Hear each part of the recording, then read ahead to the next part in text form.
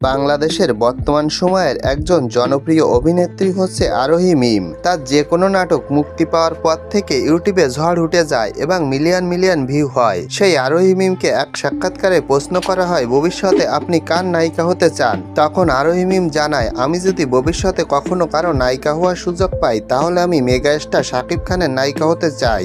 আরোহী মিম আরও জানায়, শাকিব খানের নায়িকা হওয়া ভাগ্যের ব্যাপার। আমি যদি কখনো তেমন সুযোগ পাই তাহলে অবশ্যই সে সুযোগটা কাজে লাগাবো এবং ভবিষ্যতে মেগাস্টার শাকিব খানের সাথে অভিনয় করে দেখিয়ে দেব আমিও কেমন অভিনয় করতে পারি।